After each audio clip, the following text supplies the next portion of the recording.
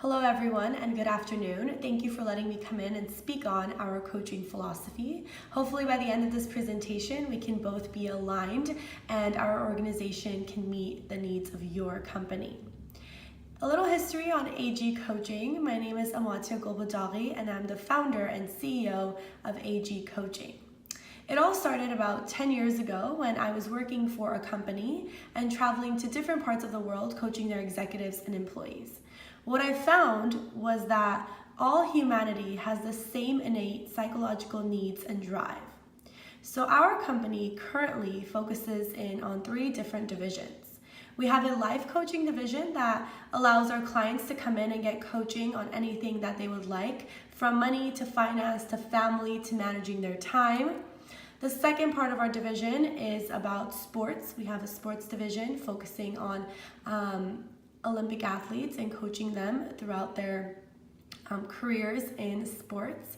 And last but not least, our largest division is our business division, and that's why I stand here before you today. So before we jump into the core of our conversation, I want to ask you this question. Really think about what motivates you. Take a few minutes. Is it the money that motivates you to do work? Is it having the ability to do the work you love? What is it that motivates you to come to your work every day? Great, thank you. Yes, all of these things contribute to what motivates us and drives us and moves us to action. And motivation focuses on, there's 2 types of human motivation. There's intrinsic and there's extrinsic. Reinberg, 2007, describes intrinsic motivation as when individuals do work because they truly enjoy the work that they're doing.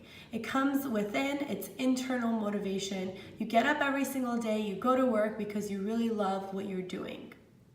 Extrinsic motivation, on the other hand, is when individuals do work because there's rewards associated with doing the work. And rewards can be anything as compensation, it can be promotions, it can also be just rewards of getting recognition from their colleagues, their company. So there is something that drives them to do work, and it's external. So these are the 2 types of motivation that we are talking about today. Now, a lot of coaching companies focus in on the intrinsic motivation. How do we motivate our employees to be more engaged in the work that they're doing, truly want to do the work? And they all talk about in coaching and coaching the companies about what about creating reward systems, how can we increase their pay, and all of those things. But I like to pose the question and ask, what happens if there are no rewards? What happens if the rewards stop? Do those individuals stop being committed to the organization? Do they stop engaging in the work that they're doing? What happens? So our company likes to challenge that, and we really take the framework of the self-determination theory described by Ryan and Deci to coach our clients. Now there's 3 different components of this theory: autonomy, competence, and connection, which all lead to intrinsic motivation.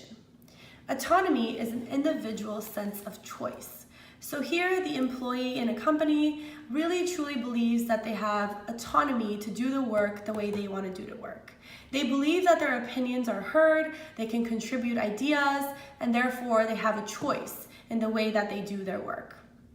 The second component of this framework that we like to use, created by Ryan and Deci again, is competence.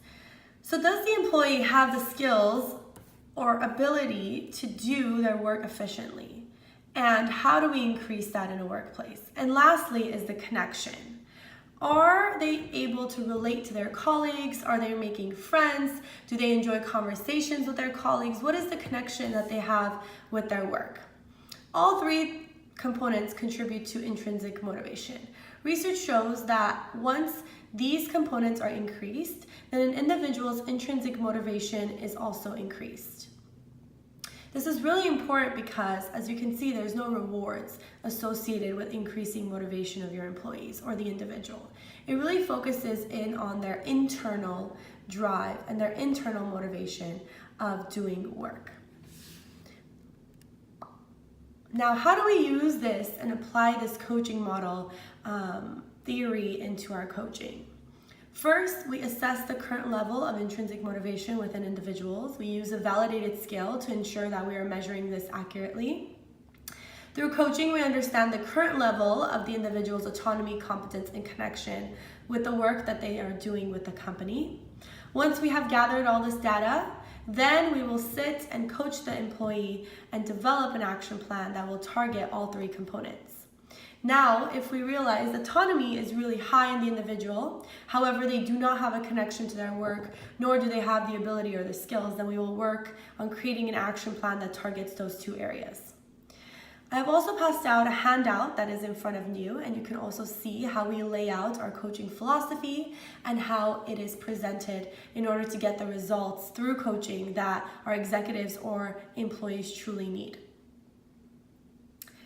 The reason why we do this is because once internal motivation is increased in an employee, an executive, or an individual, then the company will be saving a lot of money on employee rewards. Compensation does not have to be increased all the time in order to motivate the employee. The employee will go above and beyond their current work because they are connected, it's their choice, and they really want to be there. They're really intrinsically motivated to do the work. So you will get higher performing employees, better productivity, and more employees engaged in their work through our coaching. Now I want to take this time and ask if anyone has any questions. Please ask questions. I am more than happy to answer them because I really want us to be aligned in creating this coaching culture at your company.